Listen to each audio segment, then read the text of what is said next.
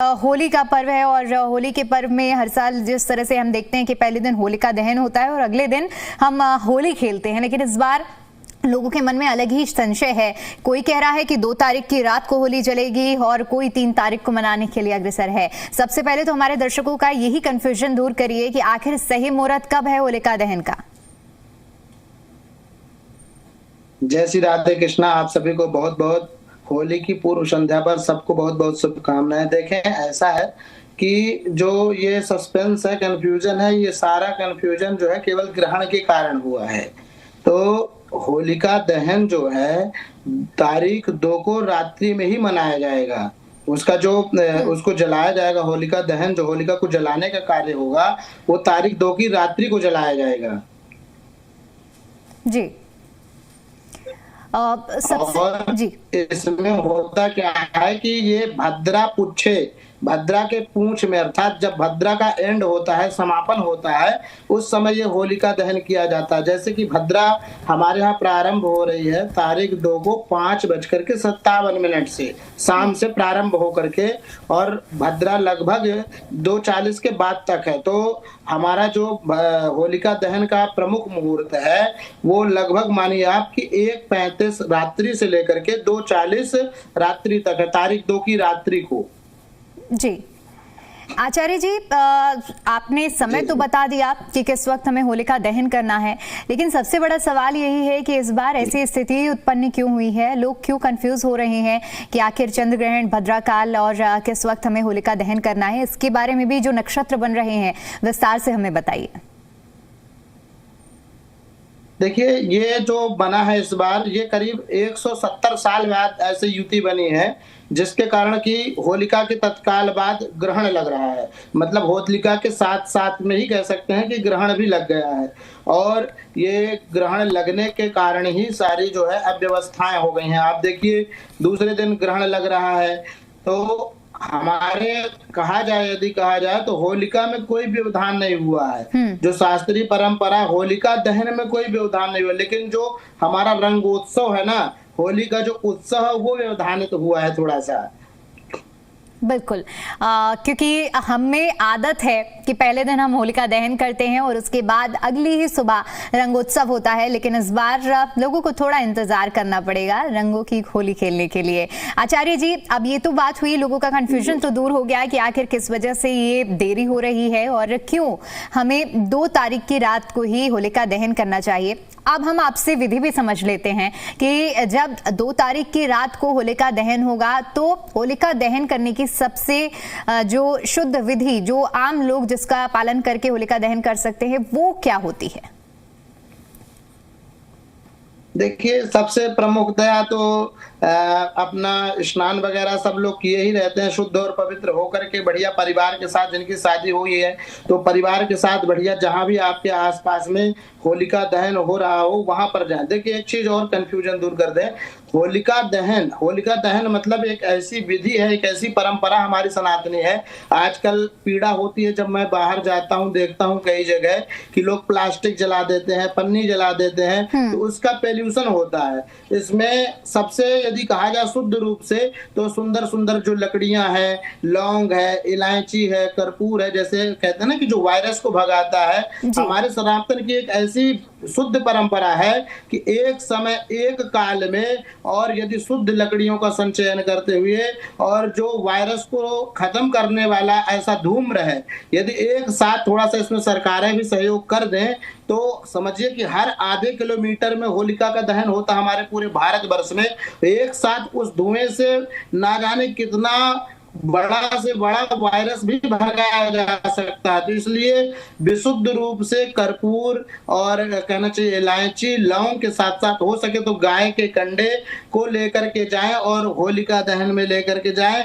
अन्य जो ये प्लास्टिक लोग जलाते हैं, पन्नी जलाते हैं, ये सब नहीं जलाना चाहिए। विशुद्ध होलिका दहन मनाना चाहिए। बढ़िया सुंदर जो है सरसों, पीली सरसों लेकर के जाएं, अपने ऊपर से क्लॉक वाइज 7 टाइम घुमा करके, और हो सके तो दुर्वृत्ता नाम से ऐसा नाम बलहानि करम परम, ऐसे जो भी अपना मन में, एक तो श्लोक है, सब लोगों की बस की बात नहीं है कि बोल पाए, लेकिन मन में ये फीलिंग करें कि हे होलिका मैया, आप मेरे सारे ताप साप संताप को दूर करें, मेरे परिवार में वृद्धि करें और क्लॉकवाइज 7 टाइम पीली सरसों को घुमा करके जो भी साथ में जाए, जो जाने में असमर्थ भी है तो उनके जो घर के लोग हैं 7 बार उनके जैसे बुजुर्ग लोग होते हैं, बच्चे लोग हो बहुत छोटे, तो उनके ऊपर से घुमा करके और वहां जा करके छोड़ दें तो निश्चित तौर पर ये आपके घर में पॉजिटिविटी आएगी, आपके विचारों में पॉजिटिविटी आएगी, आपके संस्कारों में पॉजिटिविटी आएगी। जी आचार्य जी, जब हम कन्फ्यूजन की बात कर रहे हैं, पूजन विधि की बात कर रहे हैं, तो कई तरह की भ्रांतियां हैं जो लोगों के मनों में फैली रहती हैं आज के इस दिन को, होलिका दहन को लेकर। तो हम चाहेंगे कि आप उन भ्रांतियों को भी दूर करें आज के इस कार्यक्रम के माध्यम से, तो जो लोग होलिका दहन में जाएंगे वो किसी भी तरह के विचार लेकर ना जाएं होलिका दहन में। जी जी बिल्कुल। जो देखिए कंफ्यूजन सबसे खतरनाक होता है, कंफ्यूजन लेकर के नहीं जाना चाहिए। जो हमारे यहाँ शास्त्रीय परंपरा है, मुहूर्तों की स्थिति है, स्वाभाविक सी बात है आपको इस साल पूरे साल में, क्योंकि आगे अधिक मास आ रहा है, इसी साल 2025-26 में ही अधिक मास आ रहा है, इसलिए कारण जो है आप देखेंगे सारे त्योहार भी 15-20 दिन आगे पीछे हो रहे हैं।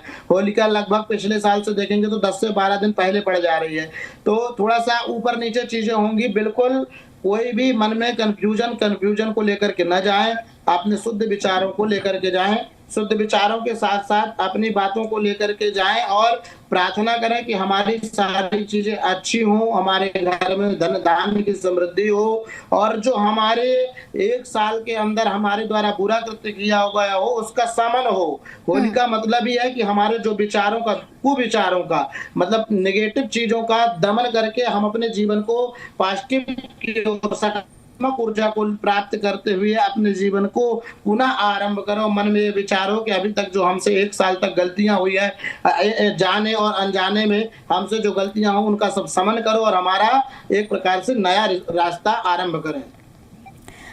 बिल्कुल आचार्य जी, हम आपसे ये भी समझना चाहेंगे कि कहा जाता है कि होलिका दहन के वक्त अगर परिक्रमा होलिका की लगाई जाए तो उसका भी विशेष महत्व होता है, तो क्या असल मायनों में इसका कुछ लाभ मिलता है? जी जी बिल्कुल बिल्कुल। देखिए होलिका दहन करने के बाद परिक्रमा लगाने का बड़ा ही विधान है। वैसे तो परिक्रमा यानी कानी च पापानि जन्मांतर के तानि च तानि सर्वाणि नश्यन्तु प्रदक्षिणा याहा पदे पदे, यानी कानी च पापानि, कहा जब आप एक एक परिक्रमा में एक पैर भी रखते हैं तो आपके हजारों हजार पाप का नाश होता है। निश्चित आपने बहुत अच्छी बात, बहुत अच्छी टॉपिक की बात किया कि परिक्रमा जरूर करना चाहिए, हो सके तो 4 परिक्रमा करना चाहिए, एक नहीं 4 परिक्रमा करना चाहिए। तो ये धर्म अर्थ काम मोक्ष का प्रतीक होता है और हमारे सर्वविध कल्याण में सहायक होता है। बिल्कुल। इसके साथ ही साथ आचार्य जी मैं आपसे ये भी जानना चाहूंगी, क्योंकि होलिका दहन को लेकर जो कहानियां बताई जाती हैं कि किस तरह से होलिका दहन की शुरुआत हुई और ये प्रथा आज तक हमारे बीच में जीवित है और हर साल हम ये देखते हैं होलिका दहन से एक संदेश मिलता है कि बुराई कभी भी नहीं जीती है। चाहे हम रावण दहन की बात करें या होलिका दहन की बात करें, ये 2 पर्व ऐसे रहते हैं हमें यही संदेश देते हैं कि हमें किस तरह से सत्य के मार्ग में चलना चाहिए। तो मैं ये भी चाहूंगी कि इस पर भी आप अपने कुछ विचार रखें, हमारे दर्शकों को संदेश दें। निश्चित तौर पर देखिए होलिका दहन का आरंभ कैसे हुआ, श्रीमद् भागवत महापुराण में ये चीजें आती हैं। जो हिरण्यकशिपु उनका बेटा प्रहलाद रहता है, वो बड़ा ही भगवान का भक्त होता है और इतना भक्त होता है, मानिए कि भगवान पर उसकी इतनी निष्ठा होती है, 5 वर्ष की अवस्था है लेकिन भगवान पर इतनी निष्ठा होती है कि उसके पिता हैं हिरण्यकशिपु, कितनी उनको यातनाएं देते हैं और साक्षात मानो होलिका के गोद में बैठा करके होलिका को एक आशीर्वाद था कि ये कितने भी भयानक आग में संलिप्त हो जाएगी लेकिन ये नहीं जलेगी, लेकिन जिसको लेकर के बैठेगी वो समाप्त हो जाएगा। लेकिन भगवान की कृपा ऐसी होती है ना, मूकम करोति वाचालम पंगुम लंघयते गिरिम यत् कृपा तमाम बंदे परमानंद माधवम। भगवान की कृपा ये है, राई ते पर्वत करे पर्वत राई माय, अन्यथा कर तुम समर्था है वो।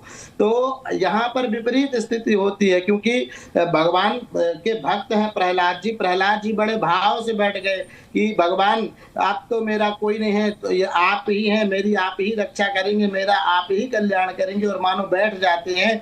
और उसी समय बुराई रूपी होलिका का समन हो जाता है और अच्छाई रूपी प्रहलाद वहां पर आकर के उनकी जय जय उद्घोष होने लगता है। यही होलिका का संदेश है। विशेष रूप से तो यही है, जैसे कि आपने कहा कि हमारे जीवन में जो बुराइयां हैं, नेगेटिव है, वह समाप्त करते हुए हमारे जीवन में सकारात्मक ऊर्जा आती है। सकारात्मक ऊर्जा के साथ साथ हमारे आहार, व्यापार, परिवार में सद्वृद्धि, सद्गति, सद्ज्ञान की उत्तरोत्तर वृद्धि होती है। यही होलिका का संदेश है। जी आचार्य जी, अलग अलग राशियों के हिसाब से भी हम देखते हैं कि लोग अपने उपाय करते हैं, तरह तरह की बातें भी कही जाती हैं। तो क्या ऐसा भी है कि होलिका दहन के दिन अलग अलग राशियों को अलग अलग उपाय करना चाहिए ताकि जो नेगेटिविटी है वो दूर हो सके और उनकी लाइफ में साल भर पॉजिटिविटी आ सके? जरूर मैं आपको इसके लिए भी बता रहा हूँ। देखिए, जो मैं राशिगत एक से बता देता हूँ आप जी को। देखिए, मेष राशि वालों को पीली सरसों लेकर के जाना, यदि ये कॉमन है, पीली सरसों सबको लेके जाना चाहिए। विशेष रूप से मेष राशि वालों को पीली सरसों ले जाकर के थोड़ा सा वहां पर चढ़ाना चाहिए। वृष राशि वाले को थोड़ा सा चावल लेकर के जाना चाहिए, और मिथुन राशि वालों को थोड़ा सा हरी मूंग लेकर के जाना चाहिए, और कर्क राशि वालों को थोड़ा सा शक्कर, चीनी लेकर के जाना चाहिए। चीनी या चीनी का बुरादा लेकर के जा सकते हैं। और सिंह राशि वाले प्रयास करें कि जो लाल चंदन होता है उसको लेकर के जाएं। और कन्या राशि वालों को चाहिए कि हरी वस्तु, कोई हरी घास या हरा कुछ ऐसा पदार्थ लेकर के जाएं। तुला राशि वालों को भी चीनी ही लेकर के जाना चाहिए। वृश्चिक राशि वालों को थोड़ा सा कपूर लेकर के जरूर जाना चाहिए। धनु राशि वालों को पीली सरसों के साथ में थोड़ा सा हल्दी लेकर के जाना चाहिए। और मकर राशि वालों के लिए थोड़ा सा काली तिल लेकर के जाना चाहिए। कुंभ राशि वालों को काला खड़ा उड़द लेकर के जाना चाहिए। और मीन राशि वालों को पीली सरसों के साथ हल्दी लेकर के जाना चाहिए।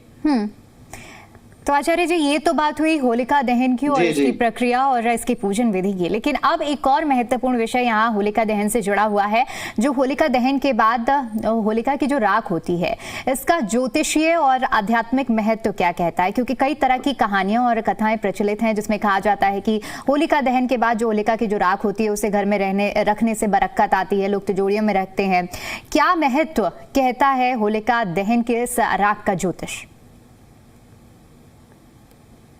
देखिए, ऐसा है, जो होलिका दहन है, स्वाभाविक सी बात है, हमने एक आपको बात पहले ही बताई है कि जो होलिका दहन की हमारे यहाँ परंपरा थी, वो एक समय पर शुद्ध विशुद्ध लकड़ियों का जो संयोग होता था, गो काष्ठ, मतलब गो की जो कंडे होते थे, उपले होते थे, उनके द्वारा जो होलिका का दहन किया जाता था, नाना प्रकार की विशुद्ध औषधियों को उसमें डाला जाता था। तो सारे पूरे वैश्विक पटल पर, पूरे भारतवर्ष पर जो है, इसके समस्त जो कहना चाहिए कि जो वायरस है वो नष्ट हो जाते थे, पहली बात।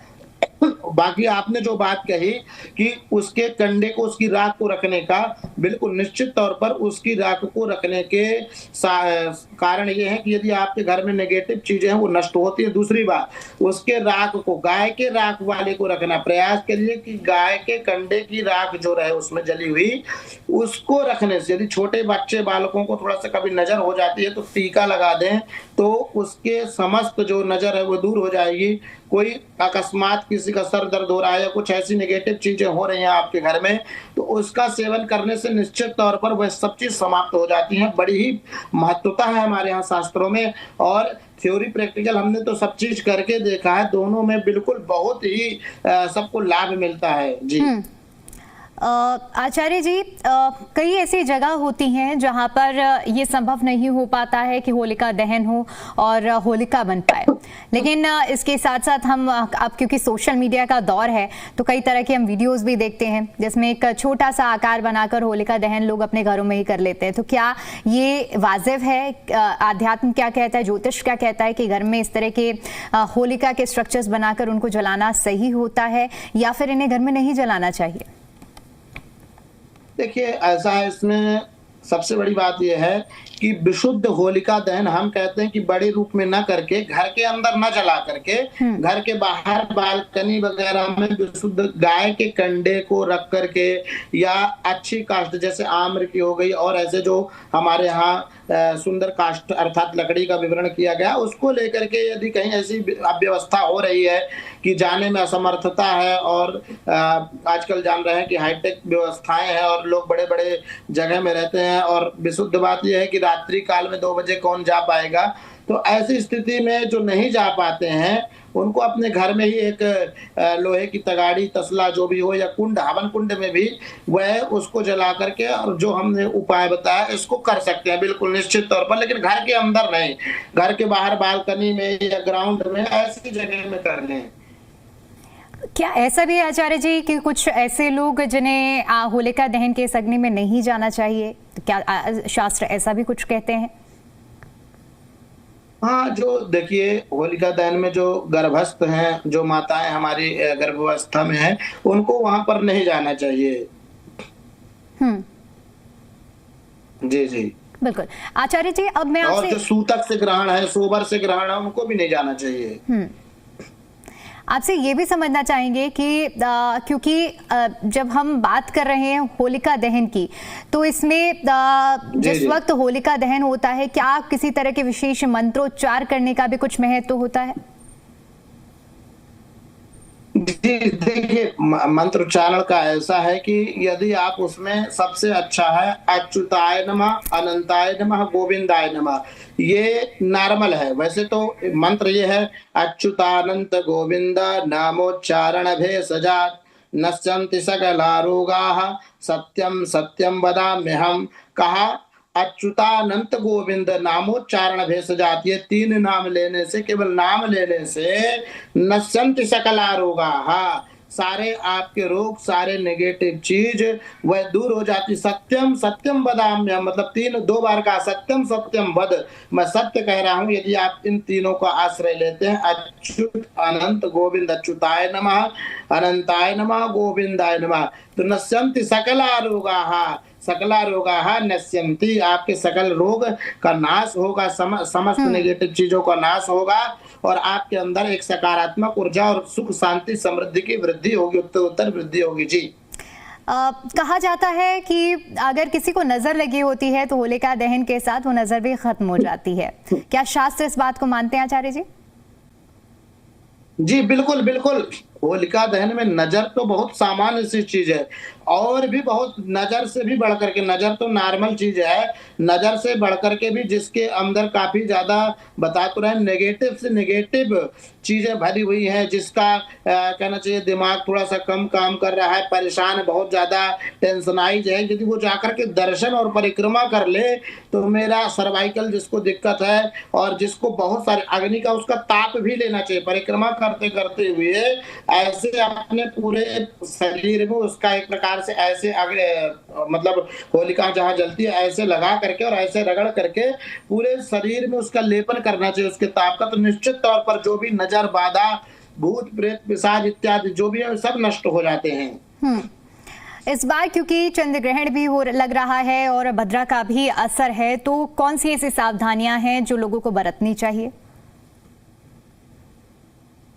देखिए, अभी मैं चंद्र ग्रहण में भी आपसे बात करूंगा, तो सावधानी यही बरतना चाहिए कि प्रयास करें कि 1:30 1:35 के बाद और 2:40 के अंदर कर लें। सावधानी बस इतनी ही रखना है कि अपना अच्छे विचारों से जाएं, वहां भी जाते हुए टेंशन लेकर न जाइए, अपनी भावना अपने मन में लेकर के जाएं कि यह सुंदर पर्व हमको साल में एक बार मिलता है, तो जो हमारे नेगेटिव चीजें हैं वो हम दूर हों और हमको पॉजिटिविटी मिले। विचार जरूर वहां शुद्ध विचारों से वहां जाना पड़ेगा, यदि शुद्ध विचारों से जाएंगे तो निश्चित तौर पर वो होलिका दहन आपको एक फलदायी के रूप में रहेगी। यदि वहां भी आप थोड़ा सा टेंशनाइज और चीजों को लेकर के जाएंगे तो फिर वो होलिका दहन आपको एक जलती हुई अग्नि ही दिखाई देगी, है ना। तो अपने को उसमें विचार ये रखना है कि होलिका दहन हमारे जीवन में सकारात्मक ऊर्जा लेकर के आने वाली है और ये भगवत कृपा के कारण ही हमको प्राप्त होती है। तो जब आप ऐसे विचारों को लेकर के वहां जाएंगे तो निश्चित तौर पर आपके सारी चीजों का जो आपकी मनोकामनाएं हैं वो परिपूर्ण होंगी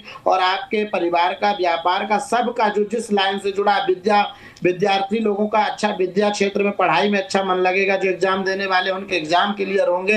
इन प्रकार जो जिस लाइन में है, जो जिस अवस्था में जिसकी जो उपयोगिता है वो सब उपयोगिता साफल्य होंगी। जी आचार्य जी, बहुत बहुत शुक्रिया हमारे बीच में जुड़कर और हमारे दर्शकों के सभी कंफ्यूजन को दूर करने के लिए और ज्योतिष क्या कहता है इस होलिका दहन पर ये बताने के लिए।